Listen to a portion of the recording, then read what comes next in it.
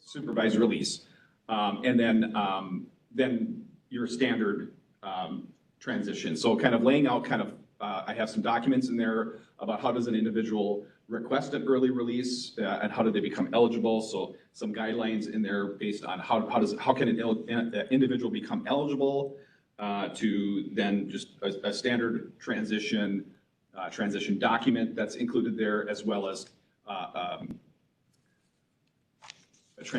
another transition specific to the transition plan document that highlights specifically the areas an individual has worked on as a transition that will be included with the transfer investigation request. So we're doing a very more robust package, if you will, to the transitioning agent to provide more than information so that agent can pick up where the last agent left off with the case planning process. One document I forgot is the orientation guide, kind of going back to the beginning. Sorry, folks, kind of a Quentin Tarantino version of explaining this policy. One of the other reasons why we needed to explore ISO transformation is we have 7 agencies conducting intensive supervision, and we're kind of all over the place in how we're applying and utilizing things in relation to individuals, like, in a bucket of phase 1 or free time and how people are kind of structured. So the orientation guide is something, one, that can get into the facilities on the front end. So as an individual learns that they are designated as intensive supervised release, this will help them kind of acclimate to what they will expect. Oftentimes, case managers, some can provide some information, but as they're not doing the supervision, they kind of scale back and say, you need to talk to your agent. But this will help them acclimate to the expectations on the front end, as well as you go into that transition appointment pre-release with that virtual meeting. So this is going to be one before they're released, and they'll also have this document when they're released to kind of continue on just the understanding of the expectations of intensive supervised release. So I apologize, I just completely brushed over that one.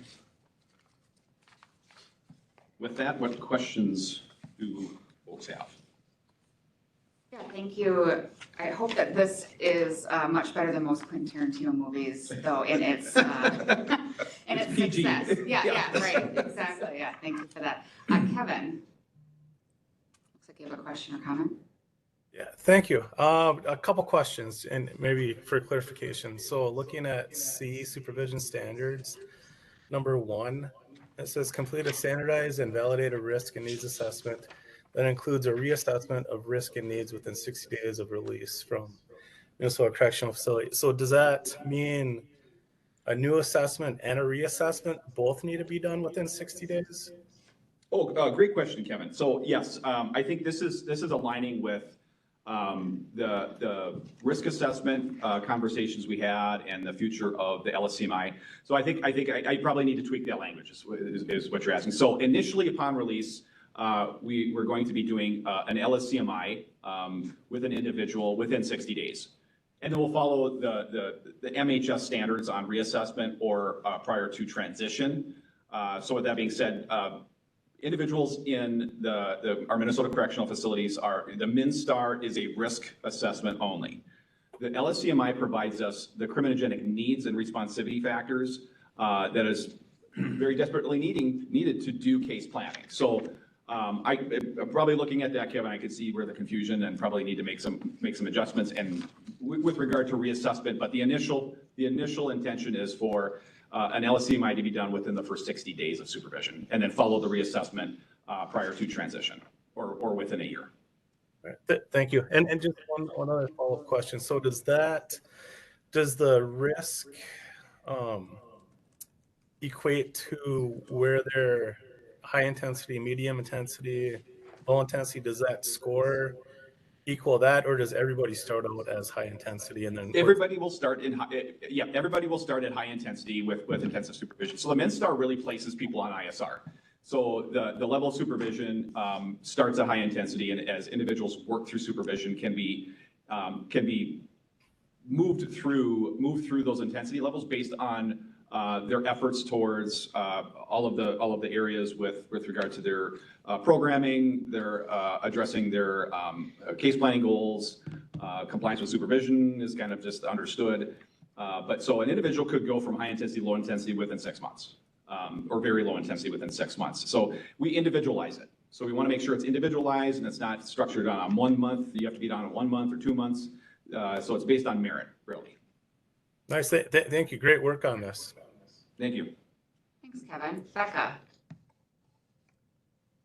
Yes, hopefully you guys can hear me okay. I'm at a hotel in San Diego with questionable Wi-Fi. So if I stutter, I'm going to blame the Wi-Fi. So I have some ways in which I think some more victim consideration can be put in there. I know we've already worked, the coalitions have already worked with Liz Richards with the MRRA, like victim one sheets where they're asking about accountability and things like that. I would love to see just a modified version of that for that case planning right before the release planning, I mean. And then it would be great if the victims would be told at that point, here's who you contact if there's a violation, here's where their bounds are, and if they exceed these bounds and you are aware of it, then you can contact their supervising agent. And then when they're transitioning, if at any point they're going from different levels or they're moving off of ISR, another one of those victim sheets for them to fill out, saying, you know, what kind of contact and things like that they've had, because you know, filing a protective order just doesn't really capture the type of interactions that might be happening that aren't captured by that. So that's just my 2 cents for putting some more victim involvement in there. No, I very, very much appreciate that, Becca, and I probably will reach out to you if we're looking at some, we'll talk about kind of, you know, feedback and revisions, but maybe plan a call for me in the future. Thank you, Becca. Julie? Morning, everyone. I thought this looked great. I had a question just in how, if ways that the transition plan is shared with the family at all, if there is like a specific way that happens, or if it just depends on the family. No, and I think that's, I mean, I think that's probably something to think about in relation to the language there as family involvement with, you know, specifically with like treatment programming and transitioning out of programming and back home. I think we can look at language specifically with their community supports and family and how they may be involved. So I think that's a very great point. We can look at how that maybe can be woven into that transition planning as inclusion of family, if applicable. If there's applicable family that are part of their support system or living in the home with the individual, to definitely include that as a factor. Thank you, Julie. Erin and then Tracy. Perfect, thank you. No like feedback. I just wanted to make a comment about the high intensity to very low intensity, and it's based on progress within the case plan and programming efforts. I think it's a best practice. It's a great step in the right direction for Minnesota instead of basing this strictly on time, which a lot of states do. So I just wanted to commend you for that, and this looks really good. So congrats. Thank you. Thanks, Erin. Tracy? Just follow up on Becca's comment about victims. Jake, the institutions went through that IPV training also. Aren't they scheduling that IPV training for the institutions? It's my understanding, the victim reunification. Yes. Yeah, it's my understanding that case managers are included in that training plan. So I'm just wondering if we want to somewhere in the policy reference that intimate partner violence, excuse me, for those who maybe didn't understand my acronyms, the intimate partner violence reunification principles that were approved by CSAC, would it be appropriate to address that in the policy? So yeah, in the release planning, I do identify any victim consideration, safety planning, and under that little I is reunification guidelines, if it's applicable, right? Yep. Is that You want it further explored specifically, or Well, if we're just talking about victim information, I think that policy per se gives good direction on how to make the process victim-centered when it's appropriate. So it might be just worth referencing it in there and maybe not, just my thought in working on that. yeah, no, okay, so yeah, because I'm thinking probably that should be an attachment to this policy, the reunification guidelines. Should be an As attachment simply as as well. an attachment, correct. Yeah, and then, yeah, and so, yeah, I think further in our conversations with case managers and the release planning process is really identifying, do they apply in this particular case? So that's why I want to make sure it was added to that process. So I think we can start with, at least attaching it, and then maybe further, if we need to put further language in there specifically. Sounds great. Okay, thanks, Tracy. Thank you. I'll just, on that front, I'll just say there's probably some sequencing to happen here because I see the ISR policy getting enacted before the policy on reunification. So it probably does make sense to have those as an attachment now, but like in the future, when we get the other policy through and enacted, then we might want to just reference that policy. Reference the policy, absolutely, yeah. Chicken and the egg, that's Yeah, kind of totally. what we're wrestling with sometimes. Other questions, comments? I just want to say again, and thank you, Erin, for from an outside perspective there, acknowledging the work done on this. I think it's tremendous work. I think it brings us more alignment with the EDP practices. Even calling out, again, ISR, you often get this release label, for lack of a better word, and we are worried about public safety, right? And it can be scary, and the public can be nervous about individuals, and sometimes rightly so, no doubt. And we still need to work on aligning everything that we do that we know works in the best way possible, because that is what's going to keep us all safe, and that is what's going to help people get out of the system, especially around the protective factors and making sure when you talked about when appropriate and safe and the plan is, right, that if there's that visitation or there's the family reunification, all of these things, that happens, because that also helps with like the 2-generation piece too, right? Those are protective factors often for other people in that system. And so healing the whole family, or whatever that means for that individual, is so critical to this work. So just a lot of kudos to you and the group and the subgroups that have worked on this. Yeah, thank you. So as far as if I could ask this group and those online, is it possible to get feedback by March 14th? The initial review feedback to me, which I'll, with working with Becky and Nikki on kind of then circling back and kind of making our amendments based on what was heard today, and then any feedback that happens between now and March 14th. So we are able to bring it the next version, and hopefully the final version at our, I think it's March 26th CSAC meeting, to have a, if that's realistic for folks here. I see thumbs up online. Any objection to that timeline from anyone? So March 14th, we're asking for feedback to be sent to Jake. Yeah, if feedback from our organizations, so that gives us enough time to then provide time to make the adjustments to the policy and provide the draft for hopefully review and a vote. Sounds great. Thank you very much. Thanks, Jake. Kick it over to John. Perfect. Thank you, Molly. Thanks, Jake, too. So we move on to number 4, which is the sub-award update, and we'll hand it over to Erin. Okay. Thanks, John. Good morning, everyone. I think most people know who I am, but very quickly, if you don't, I'm Erin Thorvaldson. I'm project manager that works for the CSG Justice Center, Council of State Governments Justice Center. And me and my colleague who's here, Sefer Reynolds Tanner, have been working in Minnesota since last July of 2023, both on what we call Justice Reinvestment Initiative Phase 2 project, as well as a risk and needs assessment project. So we will be, it sounds like, a little bit more involved with CSAC moving forward. So I have a few agenda items today. But I did want to talk a little bit about the subaward process and what that looks like, and the exciting work that the subaward is going to allow your state to do. So when a state is involved in justice reinvestment, there's always an opportunity for a subaward for up to $500,000. That is through our funders at BJA, the Bureau of Justice Assistance.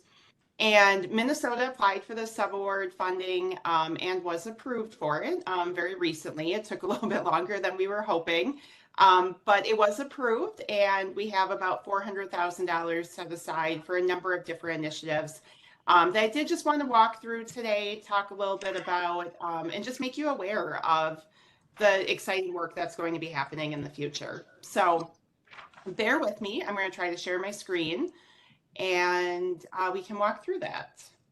I have a Mac, so sometimes Mac and others don't want to play nice, so we'll see. All right. Are you seeing my screen? I think so. Yes. Yes.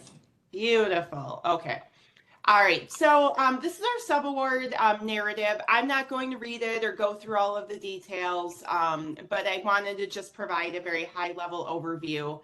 And so you'll see our project start dates here and end date since we've actually applied for the subaward grant or the subaward money. We did find out that we can work in your state for about another year, so until September of 2026 with the subaward. So you will have plenty of time to spend the money to be able to do this work. Initially, we were anticipating to be moving out of the state with the work in 2025. So very good news on that front. Like I said, it's just under $400,000 that we're putting forward for subaward funding. I'm gonna zoom this in a little bit for you. The project abstract here is just background information, so I'm just gonna scroll through that. Look away if you get dizzy. All right, so the project narrative, we have 4 main areas that we are focusing the subaward funding, and you'll see that there's a lot of overlap with the CSAC recommendations and your deliverables that's in statute. And so the first piece is helping facilitate technology enhancements in the CSTS data system. And so that work is going to help support deliverable number 3, I think it is, for assessment-driven case planning. And so that will help connect some of those systems and also be able to have some enhancements within CSTS that will help support case planning, help support reporting on some of those metrics, and be able to move that forward. The second piece is validation of the LSCMI risk and needs assessment tool on Minnesota's criminal justice population. And I think this group has talked about the active RFP process that is there, and the vendor will be selected and awarded soon, and so then that work can start. Also part of this consideration will be the pre-screener discussion that we've had here. So whether the pre-screener validation work is part of that or not, I think is still an ongoing discussion. The third piece is creating enhanced reporting for your state's multiple data systems and allow for more accurate and complete reporting to inform community supervision strategies. So the ability to be able to pull some of the recidivism reports. This was an active request that was coming from the CSTS data committee and then through the executive committee, and it was approved. It just needed a funding source, and so we were able to provide that funding that will create some enhanced reporting for the state. And then the fourth piece is providing training and certification for your state's master trainer, and that person will help ensure fidelity for implemented policy changes, support ongoing quality assurance efforts. So it's really exciting there that they'll be able to be certified and then help have some of those wraparound training services for this work. So within the enhancements for CSTS, like I said, I'm not going to go through all of these, but a few highlights here. So there'll be some integration of the full case planning and responsivity appointment structure, some enhanced chronos for documentation. And so this should help agents and probation parole officers be able to seamlessly go between different modules within CSTS to be able to document be able to pull up that case plan and what they are using for responsivity for that individual within the appointment structure, and then be able to document all of that a lot more easier and more efficiently than they are now. The second piece is the ability to create and match interventions to one or more of the risk need domains. And so the results of the LSCMI will be available, and agents will be able to pull out what interventions are matched to each of those identified needs, and then based around risk as well. And so that will help case plans be really targeted towards those identified needs, will help document what needs are being targeted. Ideally, in the future, you could run reports that would help with maybe resource allocation or understanding where we're maybe missing the mark on, with certain counties or certain agencies. But ultimately, this will really help drive those conversations, with the client and be able to match interventions appropriately. The ability to link client responses within the case plan. And so this will all the responses will be documented directly within the current case plan, and then we'll be able to run reports to measure identified metrics, quality assurance measures. Again, just having more information in one spot for the agent to really be able to pull that information and then use it in their client interactions. There's an updated client portal containing open action steps in the case plan, and so action items that are closed will be hidden or away from this module. And then there'll be a client portal that really shows only the open action steps within that case plan. So it cleans up some of the case plan, but also again allows the agent to be a bit more efficient, a bit more effective, and be able to pull out exactly what they're working on with the client right now. There's some enhanced reporting for individuals with an open supervised release case under abatement review. And then there's updated case plan goals to reflect both the LSCMI as well as the YLSCMI assessment, which is the youth assessment. The second piece is validation of the LSCMI. And so this will be in alignment with the Advancing Fairness and Transparency Project, which is part of our risk and needs assessment working group, but this will actually validate the LSCMI across the state on your statewide population. So that will be huge for your state.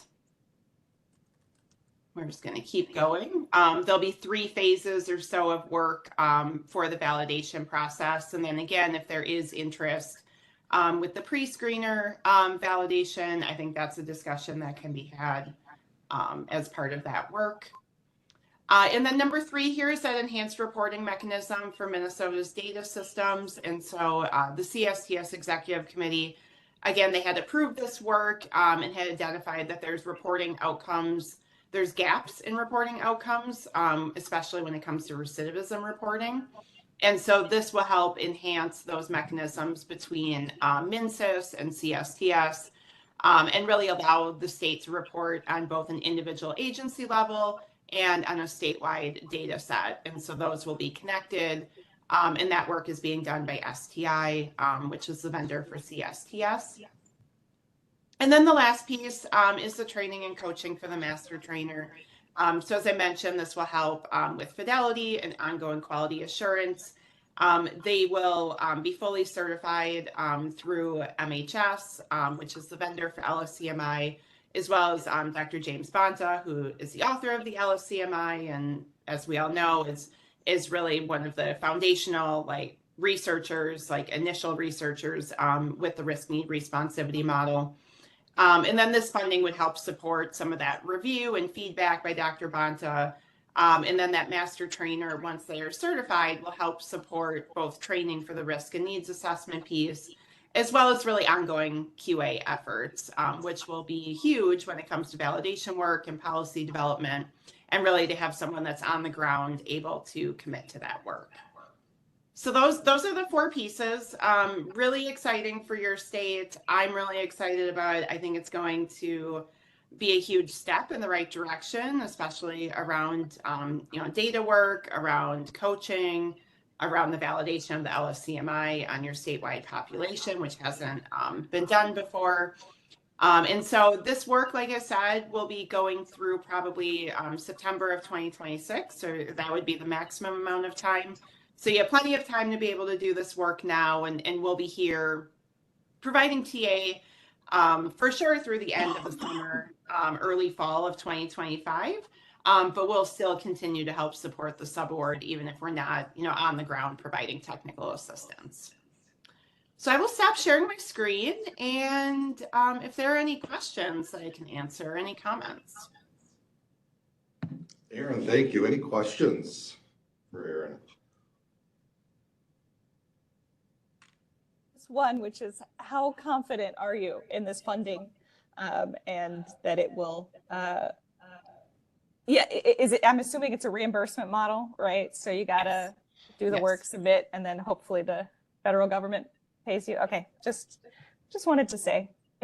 Yes, great question. I'm glad you are very mindful of that as well. I feel like it is the elephant in the room, of course, but we are as confident as we can be about the funding. We are also 80% funded through the federal government, and so if it would come down to it, it would be we're not working with you anymore. Would be the ultimate reason why the subaward funding would fall through. But we're not anticipating that to happen at the moment. All guidance that we have been given by our funders is seeming to be in the right direction, and our funding seems to be secure for the moment. So were there maybe a few days there where it looked a little scary? Sure. But we are fairly confident right now that the funding will be secure. It is business as usual. That's what I was. Good question. I think we've seen, Aaron and Sephra, and I think others would agree that we've had a little roller coaster ride up to this point. Hopefully it smooths out. I know others that have worked with APPA and the IDA, and they've kind of been in a similar spot, but hopefully things level out a little bit for us. So thank you. Yes, agreed. Kevin, I think, is next. Thank you. Just a comment. I'm just super excited about this and super happy that we did get the subaward, and we have CSG for much longer than anticipated. So that is great news. Thank you. You just can't get rid of us, Kevin. I mean, that's a good thing. That's a good thing. Thank you, Kevin. Agreed. Yep. Anyone else? Just make a comment for those that don't work in the system. All of these are immensely helpful, and I'm very excited as a department head for these things to come to fruition, especially around the automation and the reporting. That it's really been for most agencies manual lookups, and it's 2025, and we should be able to figure these things out in a much more timely, efficient, and automated way for the most part. So and the nuances within our jurisdictions, as well as the state outcomes, of course, that we're working on. So again, just a comment that it's really good work. I'm excited to see it, like you said, play out. Thank you, Molly. Fully agree. Any other comments or questions? Seeing or hearing none, we will move on then to the next, which would be the subcommittee report timelines discussion, which would include Aaron and Sephra. Great, thank you. I told you I'll be talking a lot today. So.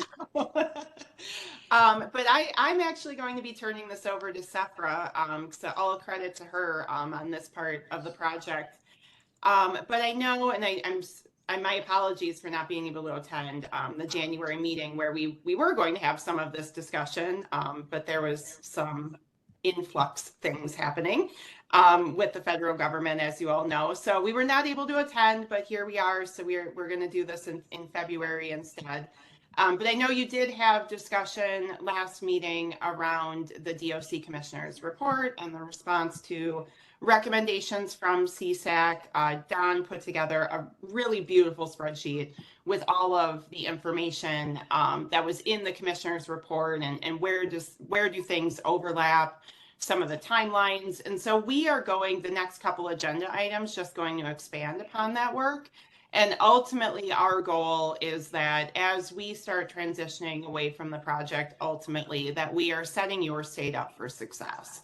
And so we want to make sure that there is a regular reporting process for all of you for the different deliverables and tasks that you're responsible for, that there's a way to be tracking this information, being able to share it. So if the commissioner or if a legislator or whoever it may be comes to your group and says, where are you at with this deliverable? You can say, actually, I know exactly what we're doing and here's how we got here.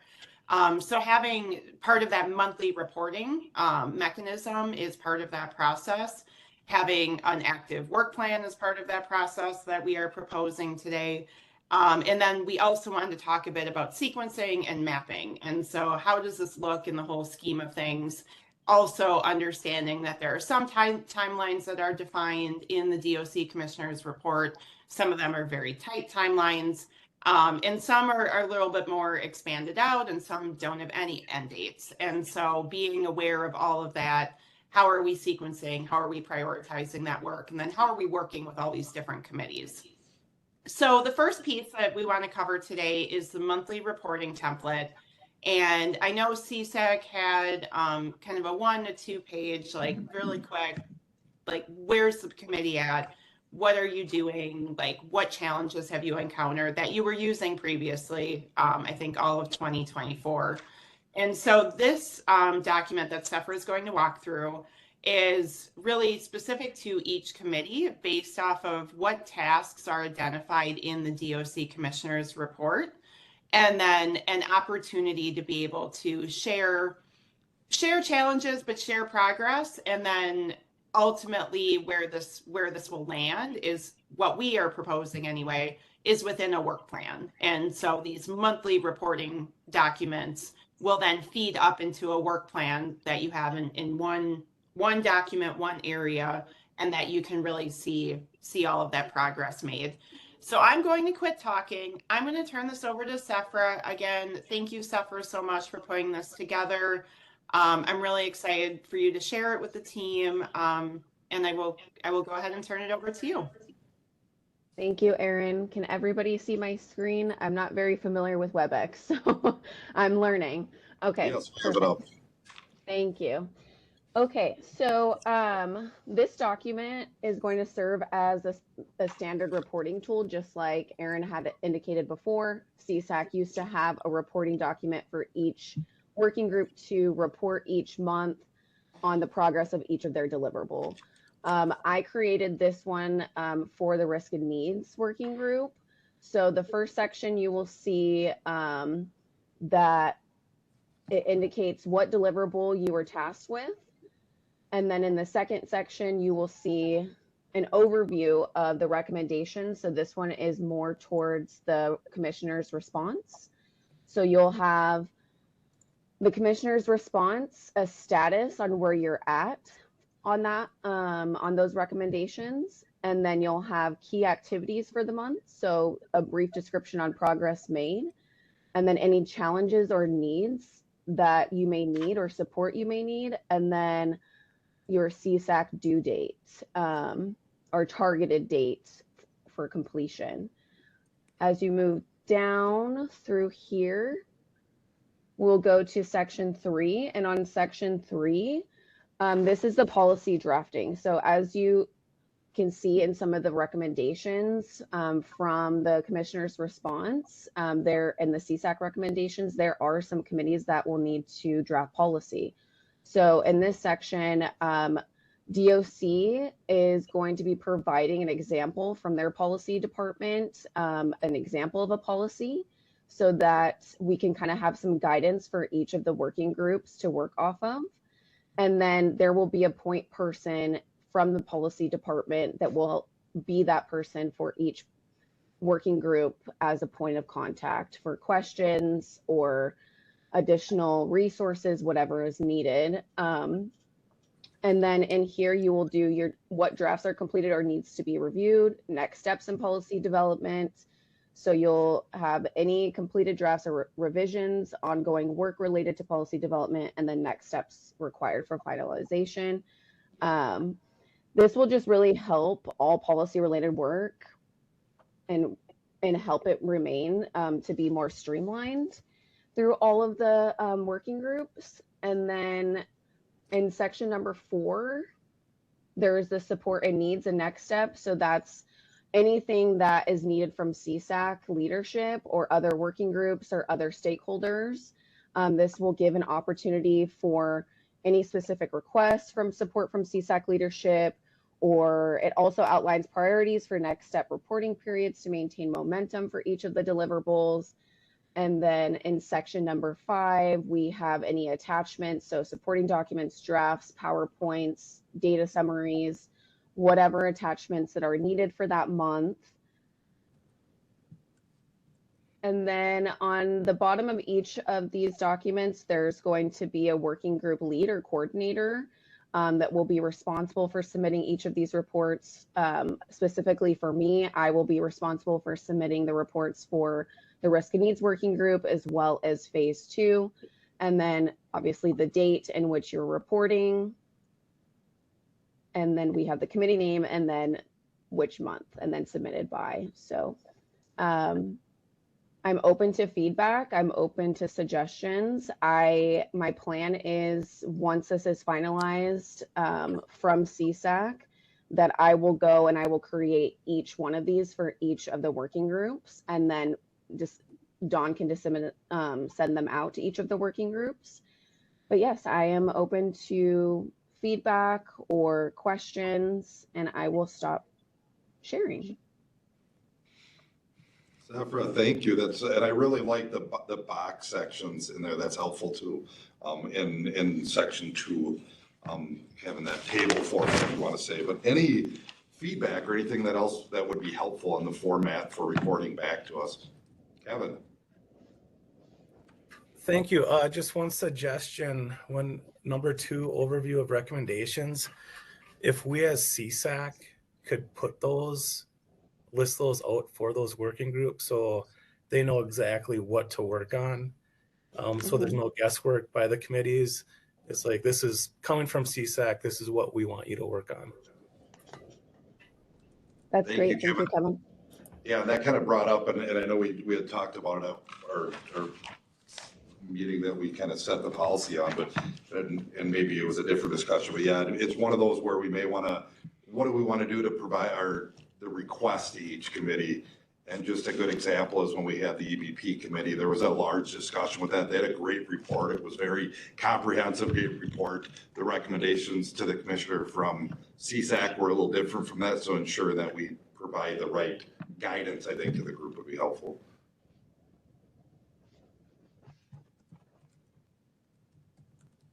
Any others? We'll just add very quickly, and thank you, Safra, for walking through that, and thanks, Kevin, for the suggestion. I think ultimately, once we decide what tasks or what areas are in number 2, then that will ultimately also be included in like the sequencing document, which I'll share in a few minutes, as well as the work plan.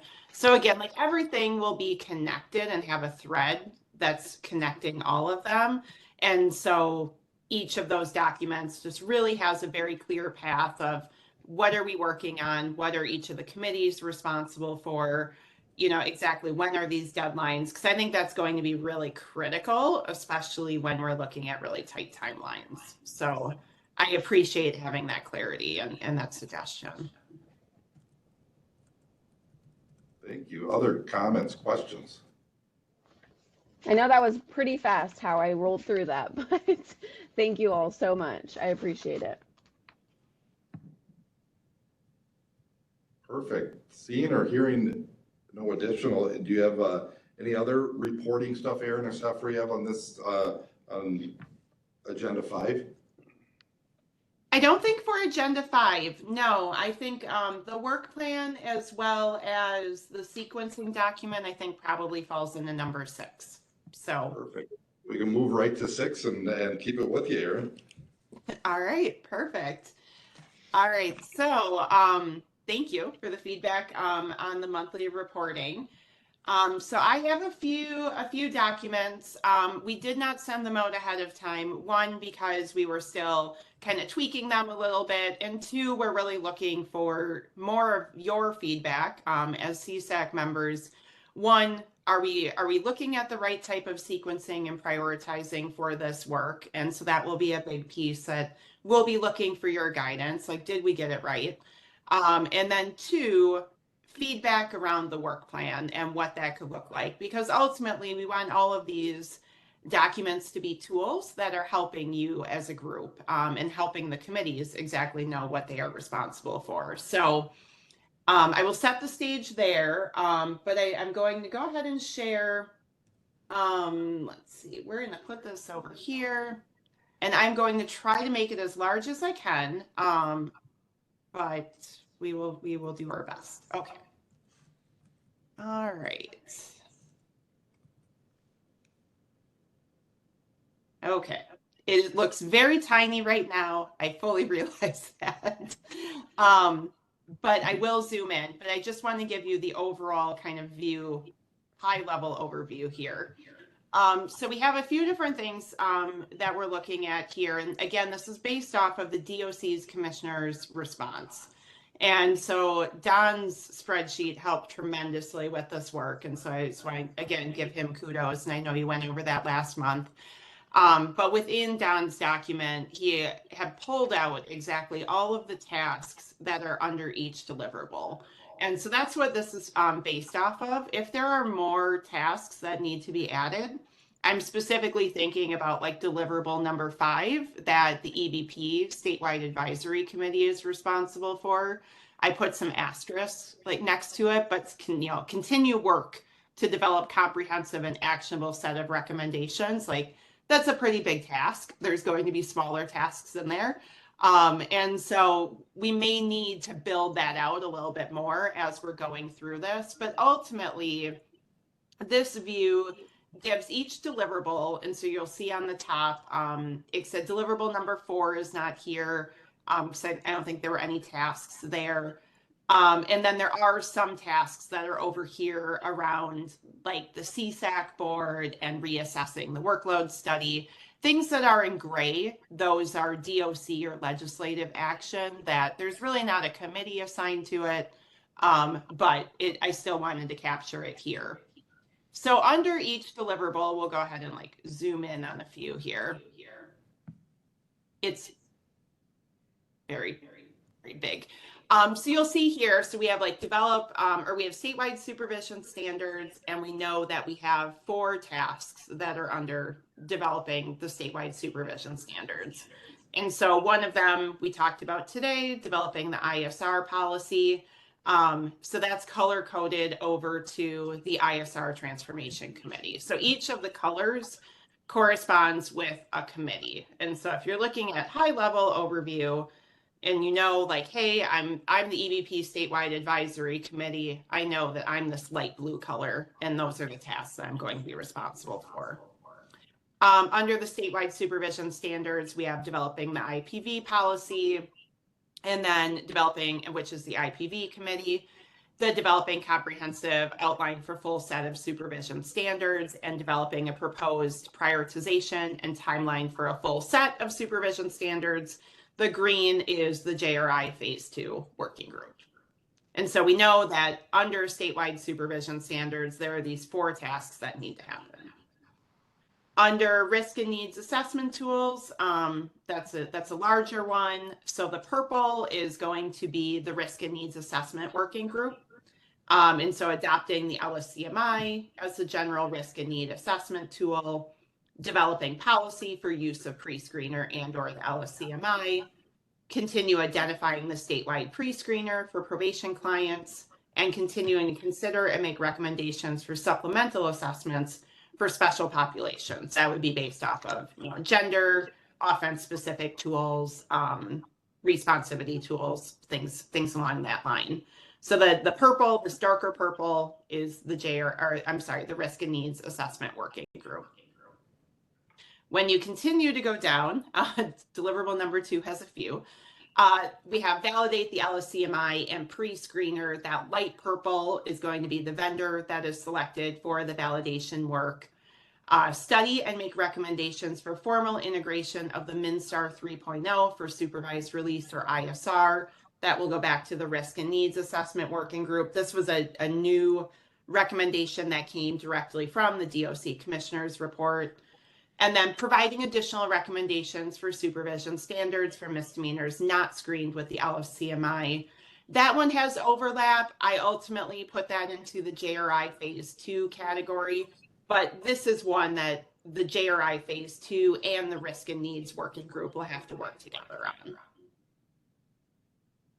If we go back to deliverable number 3, so the assessment driven collaborative case planning, we have a developing policy for case planning with moderate and high risk clients, developing a policy to use automated case plan template in CSTS, developing a policy to establish a formalized evidence-based case planning process, and then submitting a progress report within 1 year of implementation, evaluating readiness for moderate risk clients. So as we talked about, the case plan process will be kind of a phased approach where we'll target high risk individuals first.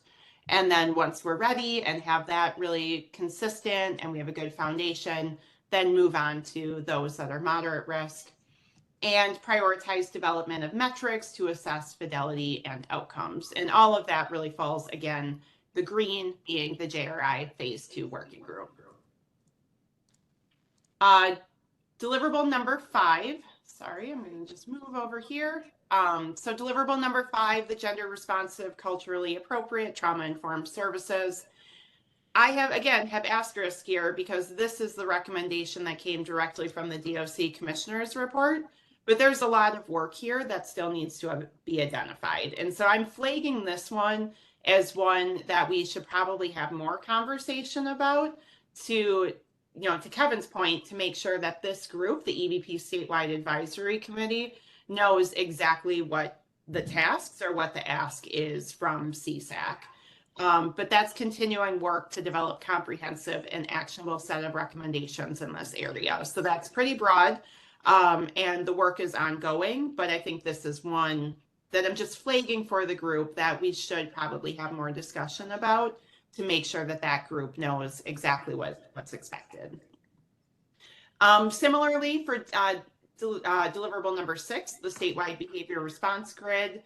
Again, I flagged the first one here about continuing work on a comprehensive grid for all 3 systems. There's obviously going to be a lot of steps and tasks that have to go with that, and that's assigned over to the JRI phase 2 group. But again, I think that's worth some discussion to talk about exactly what does CSAC expect from that group. This is one that, and you'll see in the sequencing when I go to that tab, that there's a deadline within the next 6 months. And so that's a pretty tight timeline for that group. And so that work's happening, but again, like what's the actual expectation in 6 months? And then the next recommendation or the next area that came from the commissioner's report here is pursuing that language change in statute. So moving from incentives and sanctions grid to a behavior response grid. If that doesn't happen in statute, as it was noted in the commissioner's report, that's something that this language should be used moving forward. So everything I have put together here is around behavior response grid versus incentives and sanctions. Number 7 is performance indicators for supervision. And so the only response in the report there was that DOC is taking steps to produce the first report. Again, anything in gray is a DOC or legislative action, so it's not necessarily to a committee, but it's with a DOC or legislative ask. Number 8 is, again, a very it's a big one, but statewide training, coaching, and quality assurance systems. And so developing a policy to require all agencies ensuring training, coaching, and quality assurance of the 5 EVP skill areas within the commissioner's report. They outline what those 5 areas are. As you all know, But just for the intent and purpose of doing the sequencing and the mapping, I just shortened it here. But that's what the EBP statewide advisory committee, and then developing a policy to require all agencies ensure applicable staff complete initial training within the first year of employment, as well as ongoing training throughout the year. And then the last one under deliverable 8 is seeking a legislative amendment to change statutory language to advised by the EBP statewide advisory committee, and then revise the CSAC charter to be consistent with that. And then the next piece over here, again, these last couple don't have a committee, but the plan to eliminate financial penalty for early discharge. This is looking at requiring a workload study, researchers to also analyze the impact of early discharge and provide tailored recommendations. And then 11A and 11B, 11A is around the state level Community Supervision Advisory Board.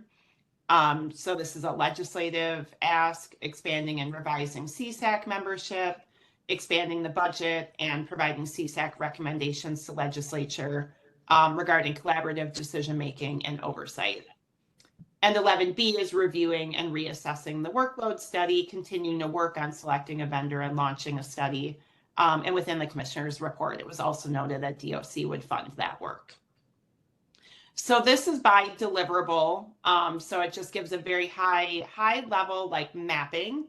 And then you have a committee key of exactly, what those colors all mean there.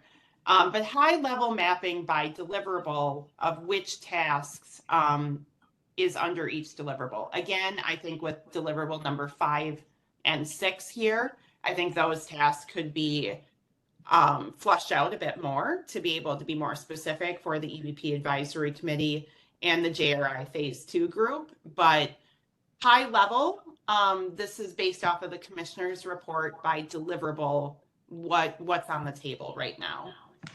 I will pause there. If there are any questions, comments, I think all of you, what's my other screens? I'm going to throw you over here. So I'm going to pause. Any thoughts or questions, just overall what the picture looks like? Aaron, thank you. And we can't see everybody, so can't see hands up necessarily. So if anybody has a question, please speak up or a comment. I'm not showing any hands up. Thank you. I think we're good, Aaron. Oh, Okay. Kevin is, sorry. Kevin. I will move on. One second, Aaron. Oh, Aaron, Kevin has a question or comment, sorry.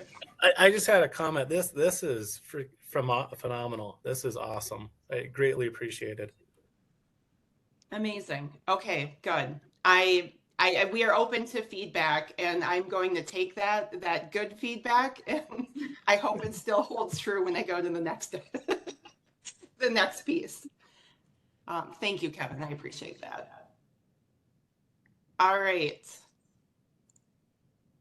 Again, this is very small. I will blow this up, but based off of by deliverable, on the previous tab, we've now broken it out into what does this look like on a timeline and what needs to happen first. And so this is where I would love to hear some feedback or any comments if, you think, hey, like you have task A happening before task B, and I think task B should happen before task A.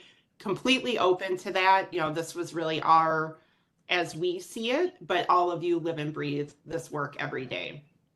And so we divided it out again on the far left, and I will zoom in, I promise. On the far left are the deliverables, again, by deliverable 1, 2, 3, so on and so forth. And then across the top, I broke it down into 6-month increments. And so based off of the next 6 months, and I put March, because really we're already at February 26th, right? Between March to July, here based off of the DOC Commissioner's report and what those timelines are saying, what needs to happen in the next 6 months. And then we have the following 6 months, so that would be within kind of that year time frame, so August 25 to December of 25. And then January 26th to June 26th, things start to fall off after that 1 year mark, which is fine. There will obviously be more tasks and things, but this is something that, based off of the current DOC Commissioner's report, where we are with our tasks. And then July 2026 and beyond, like what needs to happen years from now, such as, revalidating the LSCMI in the pre-screener, which is required in statute every 5 years. We don't need to worry about that right now, obviously, but something to keep in mind in the future.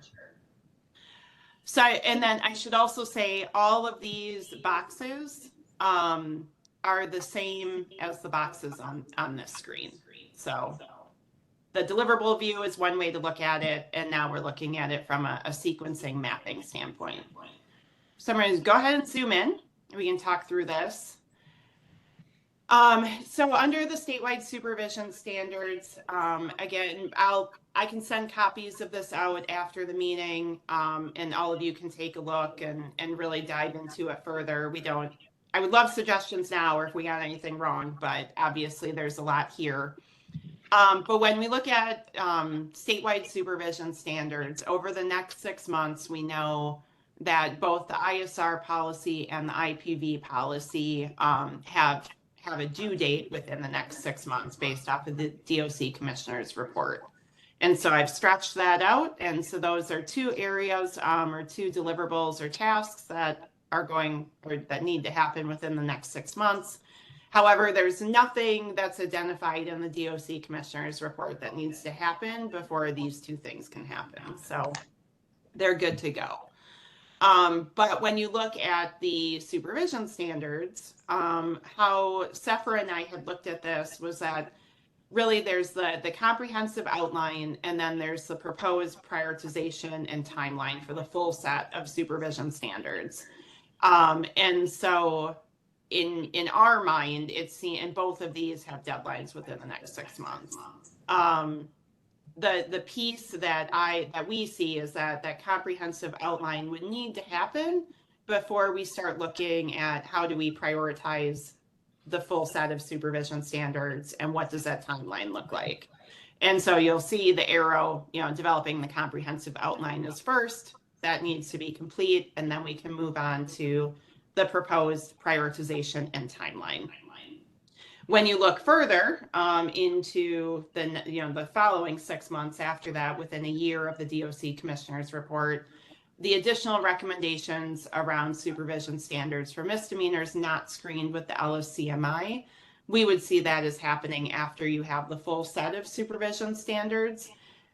I would also say, I think this one has a lot of overlap with the risk and needs assessment tools, and will need to be something that happens in collaboration with that group.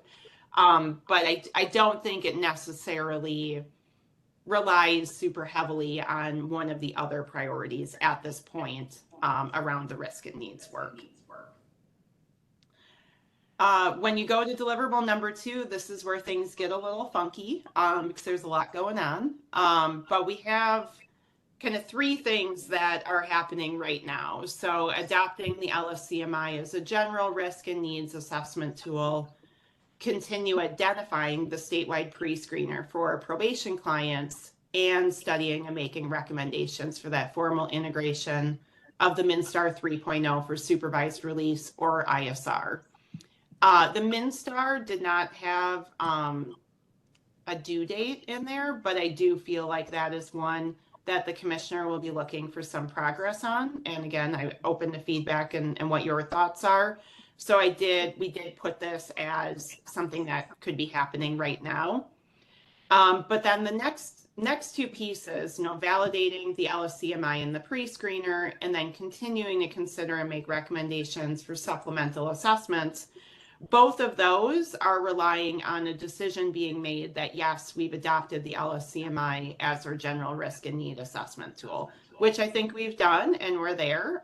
So now we're into the validation process.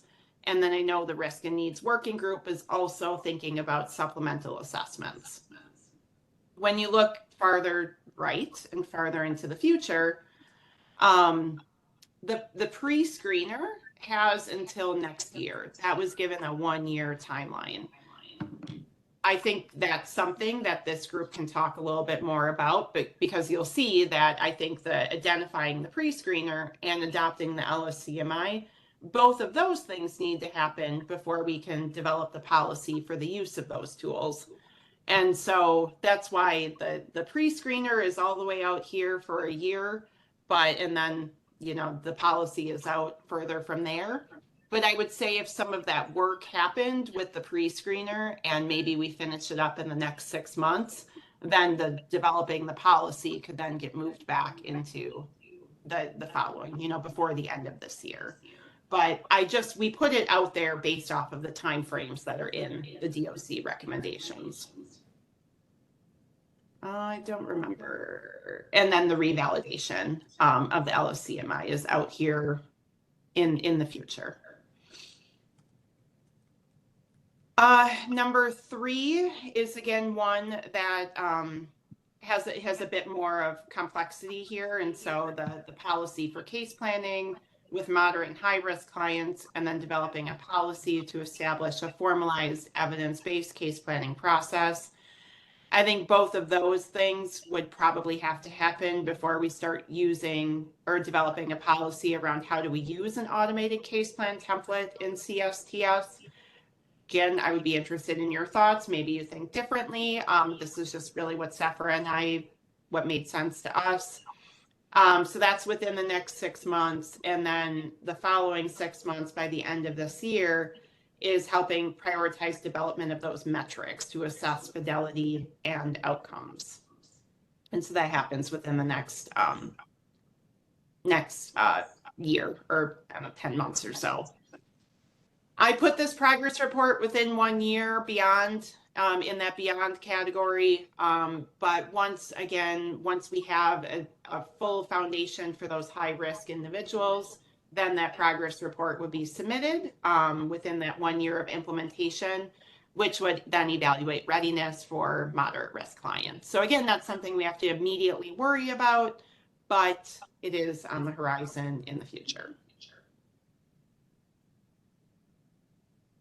And then the next few things happen fast and furious, it seems. So deliverable 5, we have that continuing work to develop comprehensive and actionable set of recommendations, ton of tasks, again, that probably, you know, need to be flushed out here. And the statewide behavior response grid, continuing the work on the comprehensive grid, and then the pursuing language change. Both of those things in the commissioner's report is within the next 6 months. Performance indicators, the first steps to produce the first report is within the next 6 months. The statewide training, coaching, and quality assurance system, the policies around training, and the legislative amendment, those are all within the next 6 months. I mean, I think with both of these,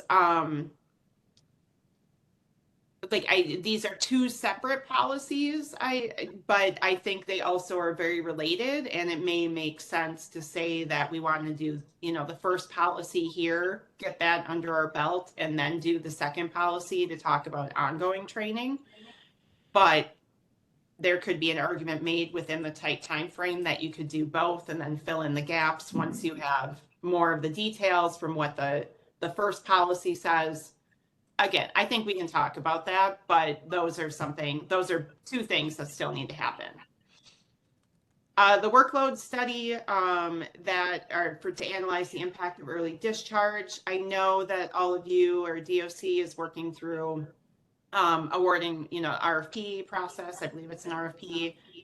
So I just put that out through the next year. I'm sure the workload study is going to be an ongoing kind of long-term thing. So if we need to adjust that and make it a bit more accurate on what that time frame looks like, that's totally fine.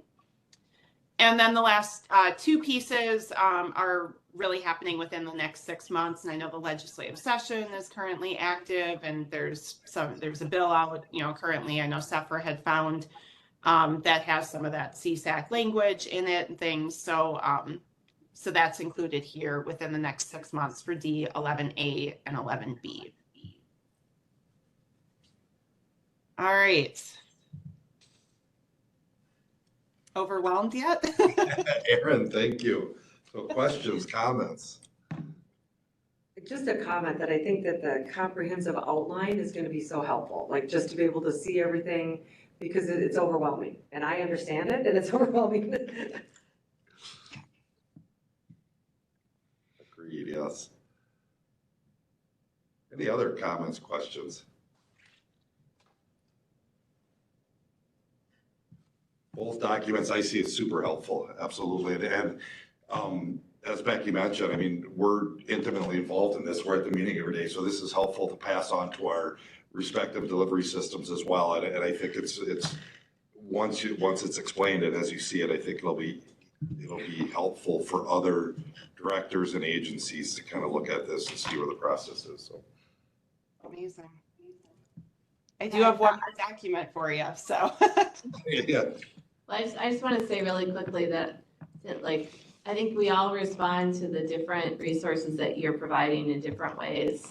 And for me, this one I found particularly helpful because I think understanding the order in which the work needs to be done is often very difficult. And this, it's like you put this up here and I went, wow, I really wasn't thinking about the policy for using the LCMI and the screener being delayed that way, but I get it. Like I understand what work is left to be done in order to make that possible, but I didn't see that before. So to me, that's really, I find this very helpful and thanks for putting it together. Yeah, of course. Thank you for that. Any other comments or questions? Yes, thank you. Aaron, you got one more, you said.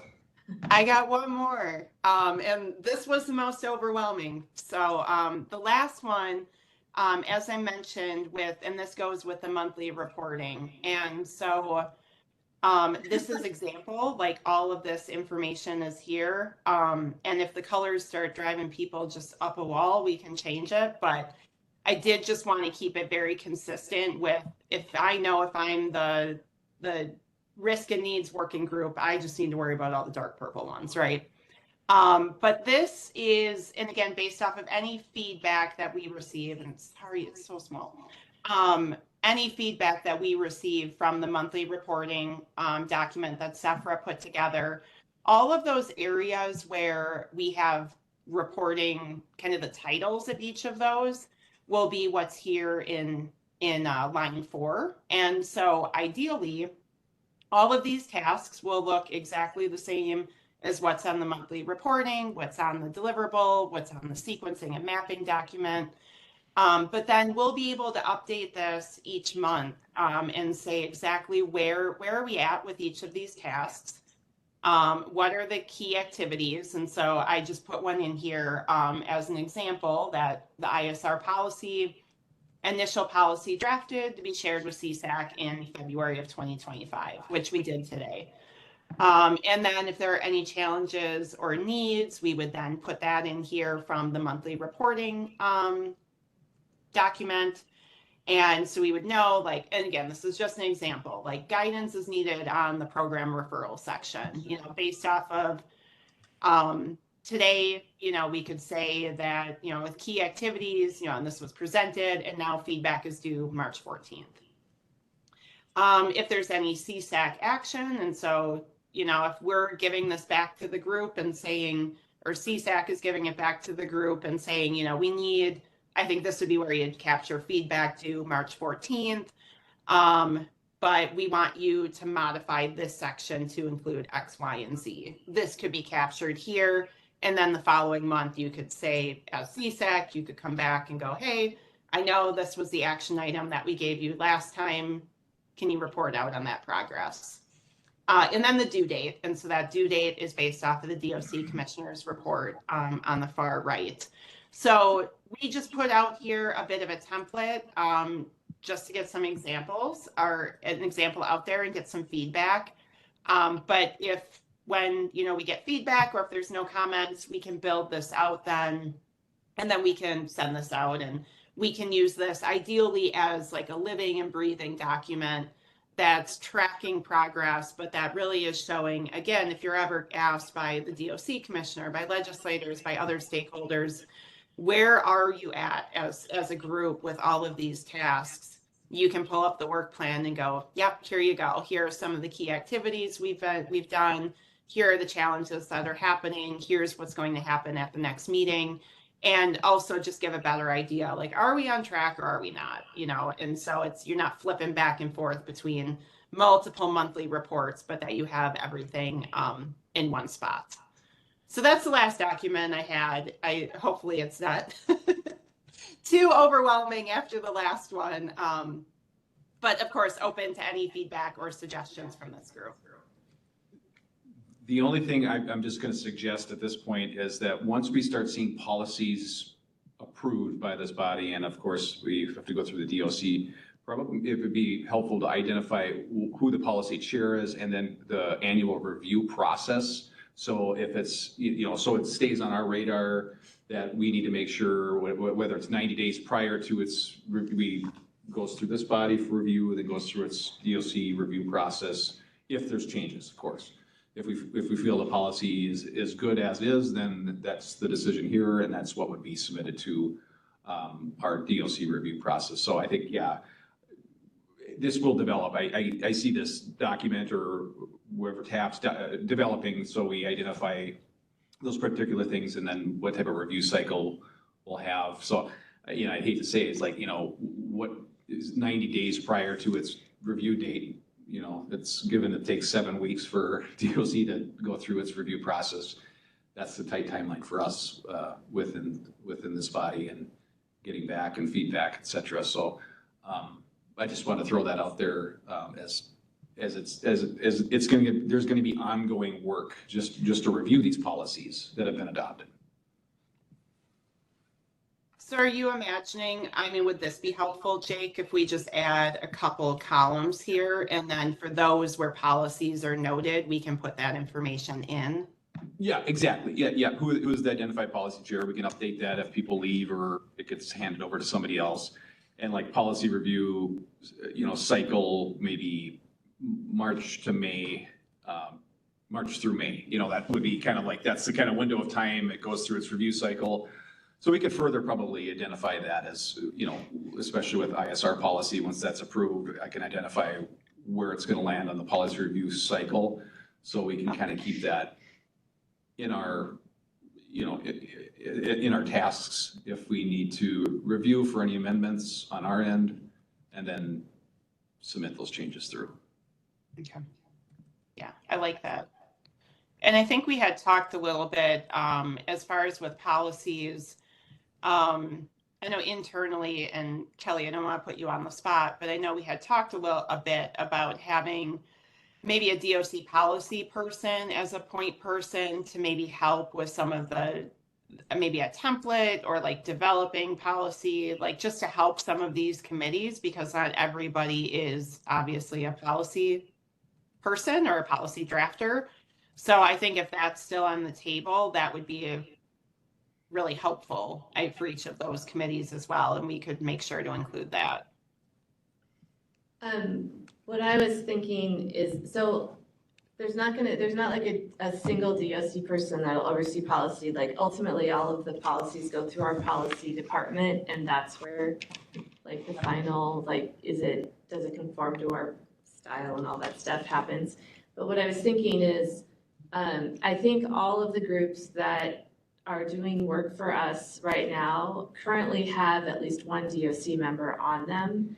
And that person could be responsible for making sure that any policy that's drafted fits DOC's policy template, format, style, all of that stuff. And what our policy department has offered to do is once we identify who those people are, pull them together and just make sure that they understand the policy-making process and do a little like mini training so that they're the expert on that group on what does DOC policy require.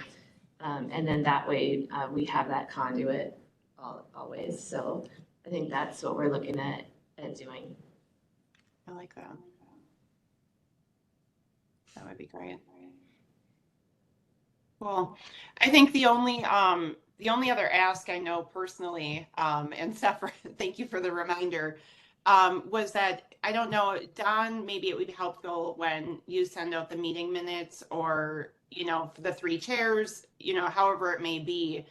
But for those committees that are assigned work, it would be really helpful to know who the committee members are and maybe who a point person would be.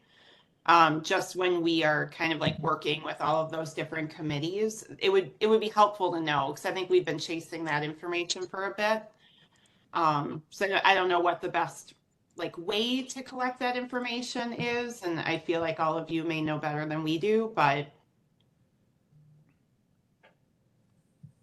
we can speak for 2 of the groups, but obviously not all of them. Well, it might be helpful to go back to the groups or the committees, and ask for that list of who are members. And I think we could get that. Perfect. Yeah, that would be great. Maybe Don can help us with reaching out to, he's raising his hand, yes. He can help us with reaching out to each of the groups, asking for membership, and then asking them to designate a point person for CSAC. How does that? That's a good idea. Awesome. Amazing. I have a thought, but realize part of it might be unrealistic, so I'll just throw it out there to think about. But when there's a place on that last spreadsheet that you were just walking through, and we have things like the easy things are this policy on ISR or the reunification and eventually that policy. I know we have our repository online that has all of our documents that we're working from. Those can be linked here with the latest one that's being worked from or something, so you're not having to go back and find it, like for all these meetings. I know we can't do that for all of them, but if there's like a working document or there's some way to do that, I just wonder if that's helpful or if that's gonna be more work than it's like worth. I don't know. Do you mean this, or do you mean? Like in there, so it says like, example, if I was hyperlinked to the actual document, you could click on it and just see it, right? Because that's the most recent one that we're working from versus going, what meeting was that we worked on that kind of thing? So I'm just, and not for all of them, because their hyperlinks are only as good as people keeping them up, right? So I realize I'm not suggesting all things, I'm just suggesting like major deliverables. And just wonder out loud if that's helpful or if that's just creating more work. But I know I've looked for things in the past where it's taken me a little time to figure out which meeting that one was attached to. So it's more of a, again, brainstorming that. I know, because actually I was even wondering about this document, where can we keep it so that CSAC members could access it frequently if it's being updated a lot. And those, when it's stuff that's being updated a lot, we don't really have a good place for that. Yeah, SharePoint, we can open up a SharePoint site. But I think, like to Molly's point, it's only as good as people update it with the most recent information. There's not gonna be like a lot of hands necessarily diving into that, so I don't know. We have the ability to create a SharePoint site for outside folks. We could the link could be right to a SharePoint with the documents right there. So. Because we also have the versioning of this, right? Dated and, if it's version 1, right, if it's approved, how do we, I think how we name the policy within this, if we're especially a working document. Right. If it's being amended. Yeah, I was going to say that we have a OneDrive external folder that we can keep these documents in, but I think having a plan for long-term storage, because obviously we won't be around forever, would be helpful. So we can do that in the meantime, at least for the mapping documents and the work plan and things like that. We can at least put that in. And then Sephra just manages who has access to it. But again, just for long term, when we're no longer working in Minnesota in 2026, I would hate for all of that to just be on our drive and you don't have access to it. Nothing that has to be decided now. Part of this might be us working from these documents and seeing what we need and don't need, so we can later too. What was that? What did you say? Oh, I said, and some of this will come about as we're working on the document, like, does that seem to continue to be a need, because we're searching for documents? I mean, obviously, we can talk about that going forward, it was just an initial thought I had from other projects I worked on.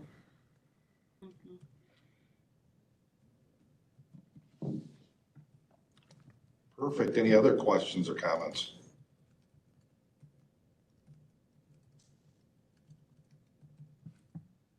Hearing or seeing none, we can move. Aaron, anything else that you have, or Sephra? I don't. No, thank you very much for just bearing with me as we went through all of that. And again, if there are any other suggestions or comments, please feel free to email Sephra and I.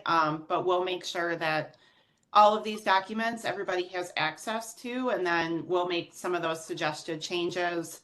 Sephra will start working through the monthly reporting templates, and we'll get those set.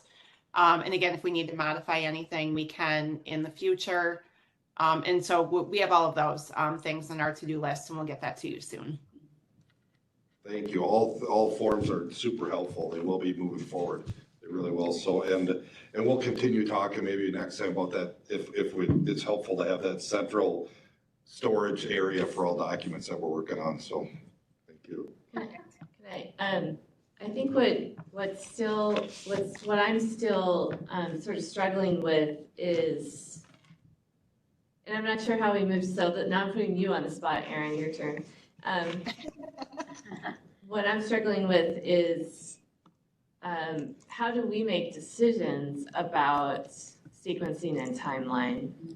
Because, you know, I would say some of the timelines that we set for, I think we've said this before, some of the timelines that we set for ourselves last time don't look right now to me now that we have the full body of work. And so I would reprioritize and say back to the commissioner, we're not going to do this by this time because this is more important, but we're going to do this. And so, like, how do we get to that conversation from all of this? That's what I'm struggling with. Yeah, no, that's a really good thought. And I feel like you maybe talked a bit about it in January at the meeting we weren't able to be at, but that struck me as well. And I think Sephra too, like as we were looking at this, and it's like, there's a lot on the front end here in the next 6 months, and we're already in March. And there are some things, especially based off of maybe the phase 2 work and the risk and needs work where, you know, we have a limited time frame, how long we're working with you. So I mean, for me, I think, you know, and open to suggestions and feedback here, but I feel like each of the delivery systems and all of you being part of CSAC, I think maybe spend some time with the mapping document and take a look if that sequencing is making sense to you or not, and maybe gather some feedback. And I would maybe send that to us ahead of time, ahead of the March meeting, or say, you know, this could be an agenda item at the March meeting. But I think there maybe needs to be a conversation, and I don't know what, I'm looking to the chairs here, but what the mechanism is to say to the DOC commissioner, we don't agree with these timelines, and in reality, we think this is actually going to be helpful.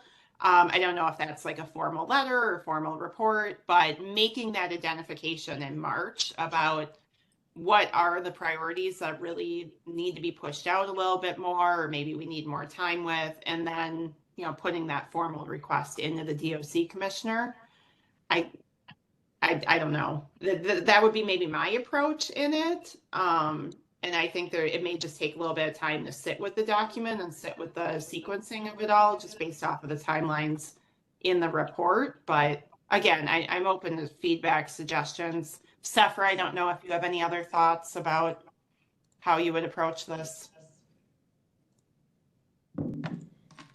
Well, and I think the other layer of that is the sequence within the sequence. You know, I think within deliverables, the sequence, each one might make sense, but when you stack them against each other, that's where you run into that issue of, well, wait,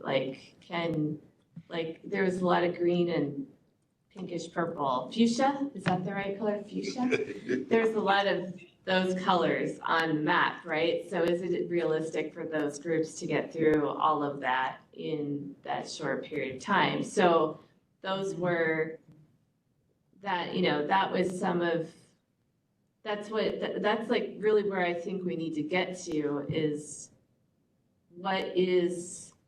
what are the top priorities that like really do need to get done within that 6 months time period, and which things could follow that, and are even within deliverable, you know, between deliverables, are there some that are more important than others or that need to happen first compared to others?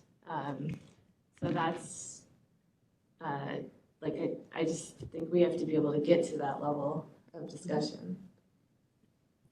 Well, that's a good point. And just as we have the deliverable two pulled up, as we were talking about that, and adding the bottom one, the study and recommendations for integrating the MidStar 3.0, my first thought is, do we have the capacity currently to work on all that initially? And that's kind of what we're talking about right now. So, and I thought we did a really good job at the beginning when CSAC was developed on looking at the deliverables and kind of setting our priority list at that time. Is that something next meeting we want to spend a little time on, that priority? Let people kind of digest this, bring it back to your agencies if you want to say, and get some feedback there, and then spend some time, maybe some breakout groups or something that we can look at, maybe look at the priority list and see what makes sense. Mm-hmm. Mm-hmm. I think that makes sense. And then the other thing I don't want to lose sight of is the fact that you said on 2 of the deliverables, more direction is needed from CSAC. So is that something that you wanted to quickly talk about today, or is that an agenda item for March? Yeah, that's a great question. I mean, we have a bit of time now. I know, because I think we're scheduled till noon, and just thinking about timeframes, right? Another month is going to go by, and then the poor EBP statewide advisory committee is like, what do I do? But I mean, I think these two, the comprehensive actionable set of recommendations for gender responsive, culturally appropriate, and trauma informed, and then the statewide behavior response grid. I mean, I can speak to the phase 2 group, is that we know we're making some connections with the MRA committee at this point. That was part of that recommendation, and that work is continuing. And so I feel like we have some idea of maybe the expectation for that, but maybe not a direct ask. But I would look to Kevin. I know you're working very closely on deliverable 5. What additional guidance do you need for your group, for the EBP statewide advisory committee for deliverable 5, or if there is anything? So I am currently, the EBP committee is working on deliverable 5 and 8. I am not working on deliverable 5 anymore. I've passed that on to Jake, who is now taking the lead and leading that subcommittee. But I am on the subcommittee for number 8. And I was going to ask the group if we could get clarification or direction on what CSAC would like for number 8, because we are meeting, our subcommittee is meeting March 5th. And so if we could have some direction for that meeting, it would be appreciated. And I would defer to Jake on number 5. So he's dodging that bullet. He walked out of the room. So we'll, you know, I guess that tells us how he feels about it. But what specifically do you need direction on for number 8? I guess where's the uncertainty? If there's anything from the group that's, you know, specifically anybody has in mind, any opinions on the matter? My opinion is something we need to make this, if policy is going to be in place, we need this to make sense for an agency that has 2 staff and an agency that has 100 staff. And so that'll be my focus. But if that's wrong, I would like to hear that.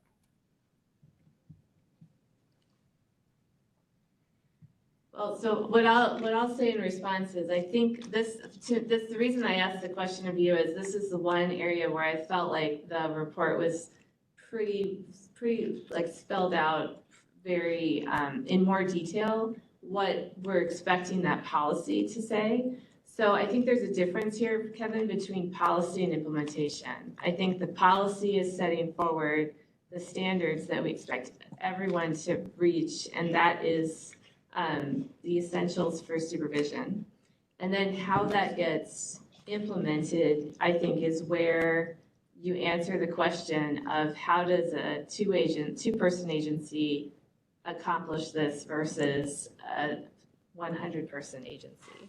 But that's my view, and maybe that's not correct. That's how I'm looking at it. Anyone else want to chime in?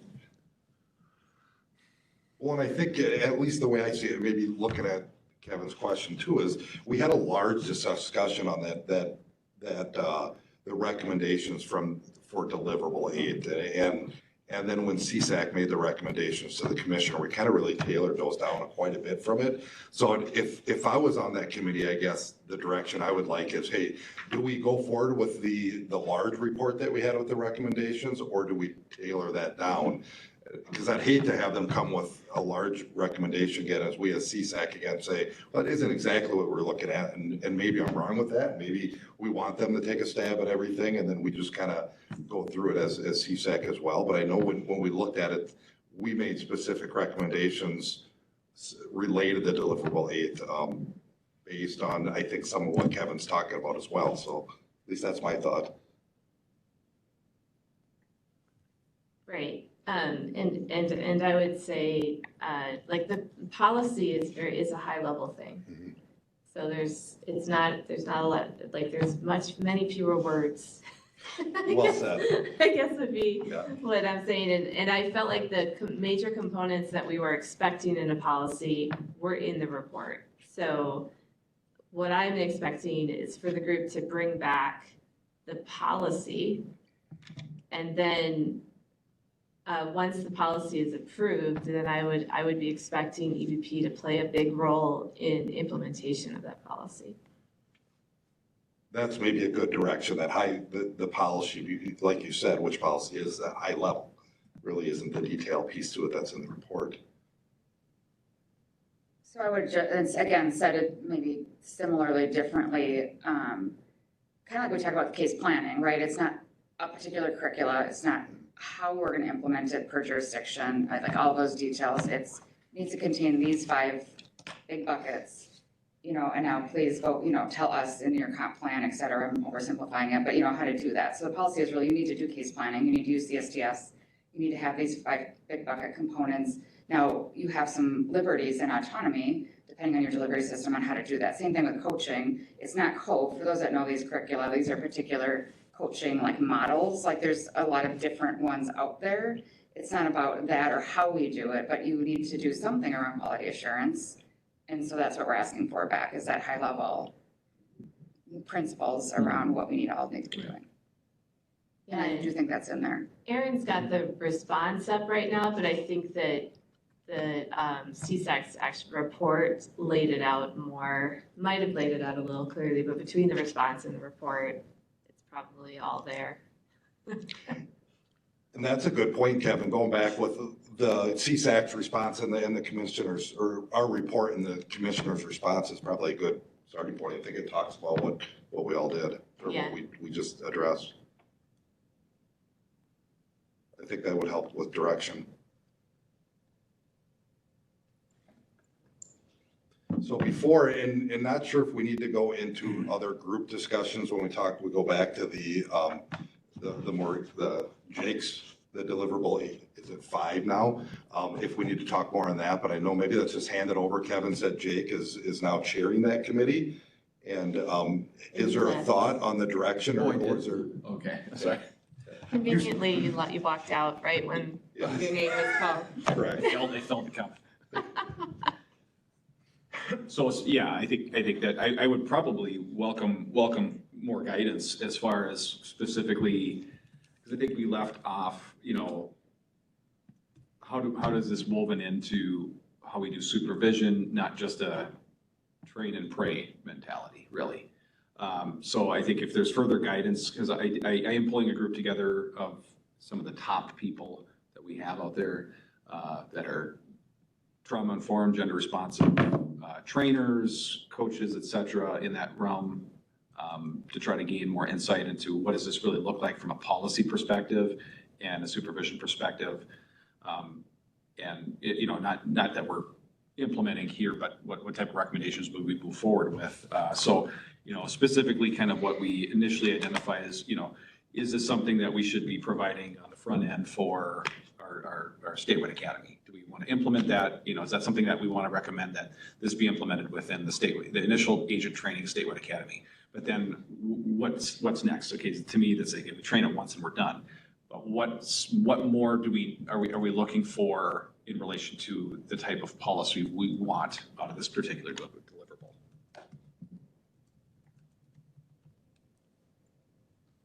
What direction would be helpful, Jake, today from CSAC or if any to move forward? Tell us what makes sense to me. Perfect.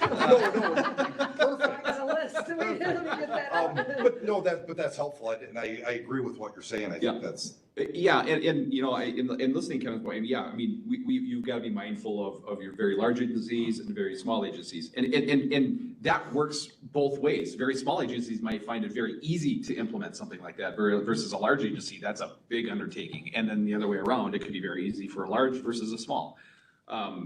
So yeah, looking specifically, you know, as we see what we currently have now in relation to responsivity and how we're training with the LSCMI, how we're paying attention to that within the LSCMI assessment, it's to me, it's like, okay, you know, crafting recommendations around how agencies should prioritize gender responsive programming, how agencies should prioritize trauma-informed care. You know, what is that? What specifically, you know, would we see and envision this to look like?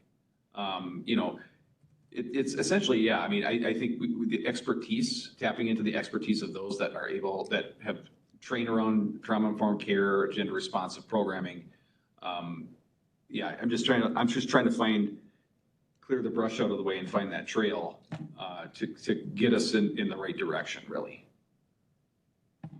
Okay, so I'm not gonna make it easy, or I have high expectations. And and when I think about this, like honestly, I go from a point of view of like, if I were to imagine a day where all of our agents, all of our agencies are providing supervision that is trauma-informed, gender-responsive, and culturally responsive and appropriate as well, what would that look like? Like, I would probably vision that first. What does it mean to do those things?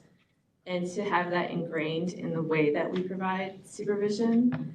And once I had a vision of that, then I would have to say, okay, so what policy-wise are we missing that would get us there? Is it policy or is it practice? Because you know, it's sort of like you can't force someone to be gender responsive through policy. No, like it doesn't work. Yeah, right. It's culture. It's implementation. It is. It is, and so. I do feel like this is the trickiest one from a policy perspective, like what policies are necessary to make this happen. But I also think we have to sort of envision what does it look like to be that type, have agencies, have our supervision just be that way. Kind of reverse engineer the perfect the end game and then work backwards. That's just my suggestion. It's not an easy one. Sorry. This is Becca here. I'm thinking it almost feels like something that happens almost after we do all of the other policies, because then you can point within the policies to say, like we just looked at the ISR one, right? There's stuff in there about culturally responsive things like that. It almost feels like you're taking a look at all of the policies and implementation, and then you're pointing out sort of what I do with the looking for victim stuff in there. You're pointing out along the way, oh, hey, that way of doing things is not very culturally responsive. But it's like, oh, good, you're using trailer tools to get at a specific population. That's gender responsive or whatever. It almost feels like a review that might happen afterwards, where you can look at the points along the way and say, oh, wow, you're totally missing this population, or you didn't think to factor this in, rather than coming up with something now and then sort of fitting policy to it later. I don't know if that makes sense. That's nice. Yeah, and I think I intentionally made sure is that I, incorporated trauma-informed, gender-responsive, culturally appropriate within the ISR policy specifically because I knew that was a standard. So as we look at crafting, all supervision from a supervision standard future, because I think we want to kind of lay out that roadmap as far as what are our supervision standards we're going to prioritize along the way. Is that's the lens a lot of those need to be filtered through, is with all three of those: gender responsive, trauma informed, and how that's incorporated in and not in the policy but the procedures that we do those things. So, I mean, that's a recommendation right there, that all policy development will have that. Yeah. So we're done. Okay. Perfect. Perfect. But like from a how do we onboard staff, just to give them the sense of what is that? I'm fresh out of college, wet behind the ear agent, and what is trauma informed care? I heard about it in class, but how do we? What does that look like in practice and supervision? So we can onboard folks from that as well. So sorry, Kurt, I didn't say something. I agree with what you're saying, Jake, and I have to say, I think that Becca just did your job for you. Yes. I think that, now, honestly, that was Policy chair really right there. insightful. It should be part of everything, and it really, we've started to do that. And so if I could get your contact information for Stearns County policies, I have a lot of work to do. Honestly, truly, this is really, I think, an insightful way of looking at it. Yeah, agreed.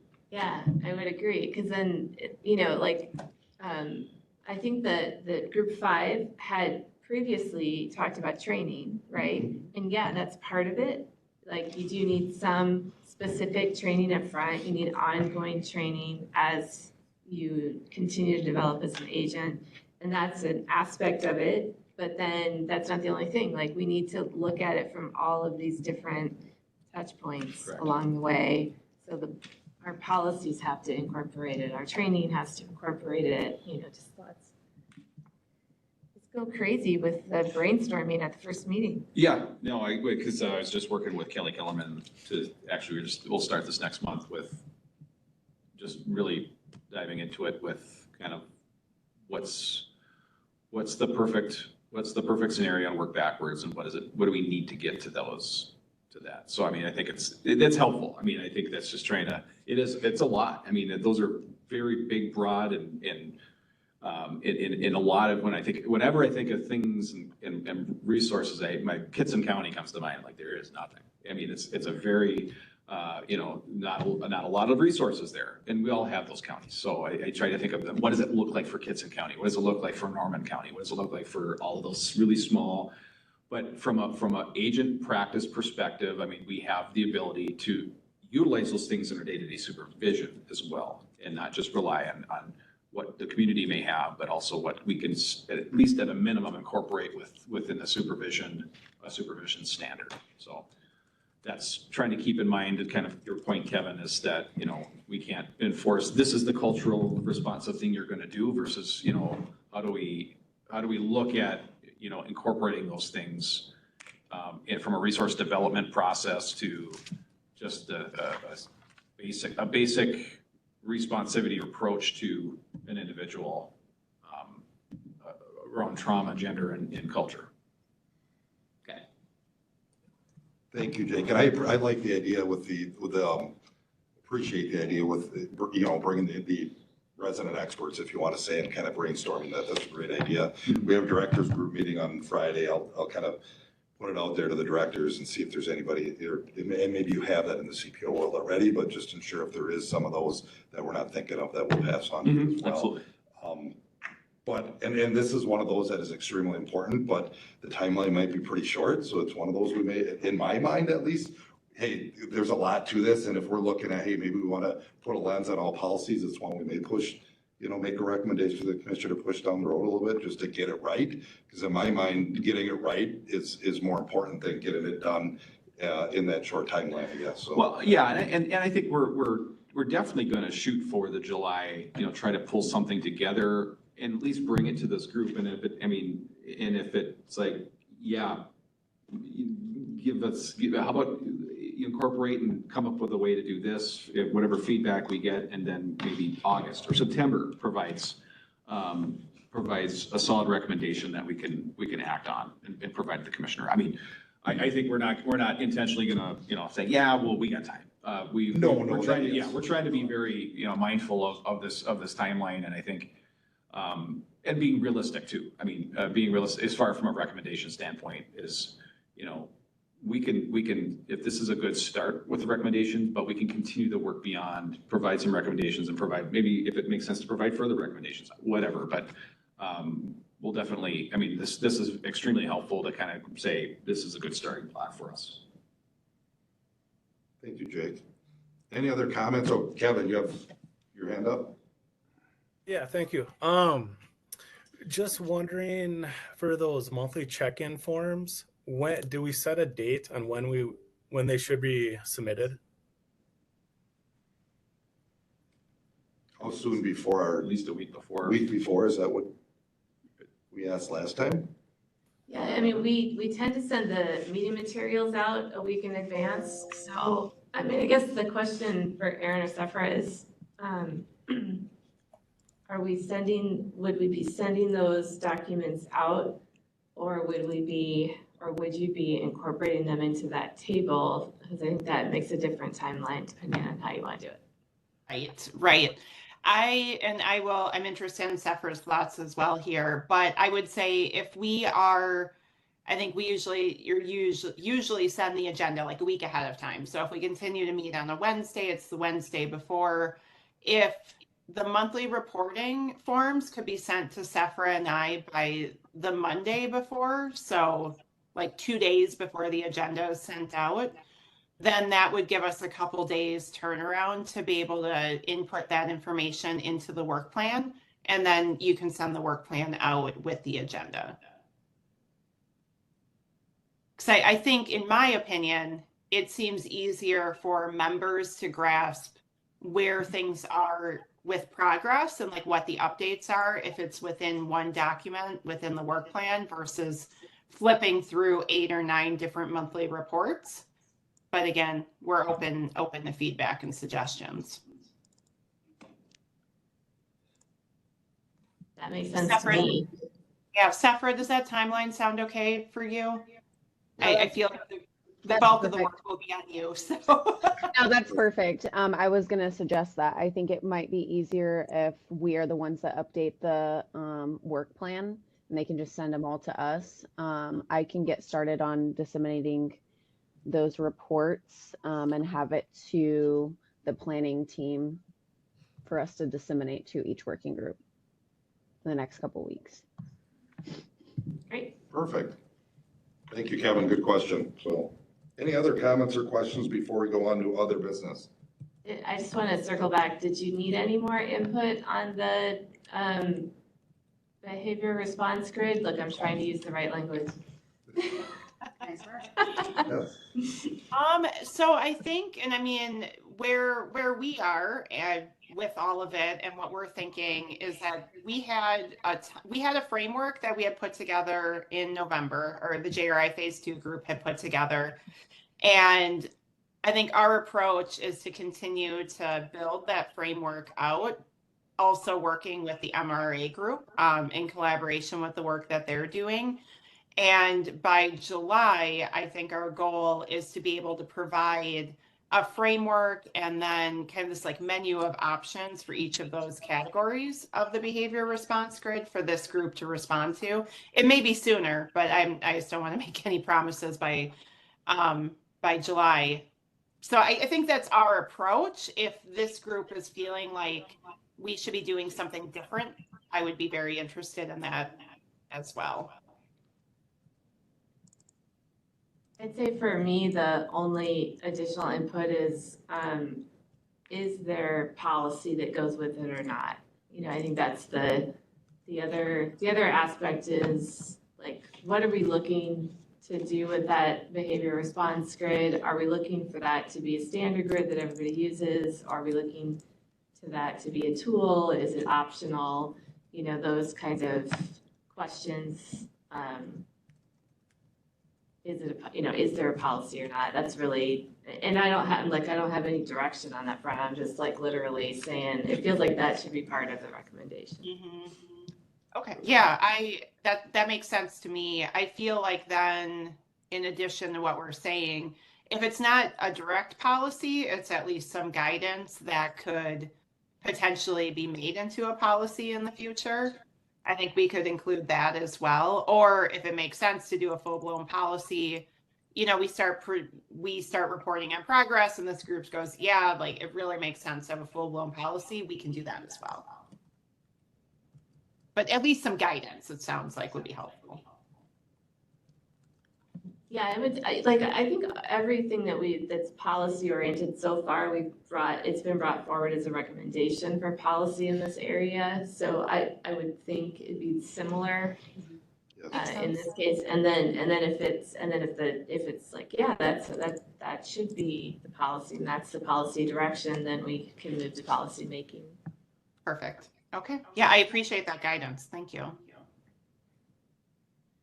Any other comments, questions, or thoughts? Well, thank you. How about on to number 7 with other business, committee vacancies. I don't know we didn't have anybody down. Jake, I think you're. Yeah, so I can update on that. We're waiting on one more individual to get their application in, and so we should have 3 individuals that have applied.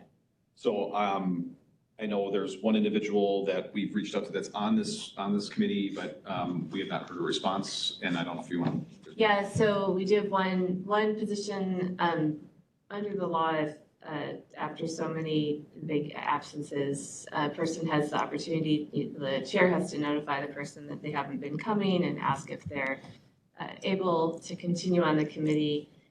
We're now at the point where that isn't a vacant position, so we now do have an additional vacancy. So, yeah, I mean, if anybody is interested, once we get that last applicant in, we'll have 3 applicants, and I would be happy we could just pull together a quick applicant review, select who we think our top 2 are, and then we can provide that to the commissioner for approval.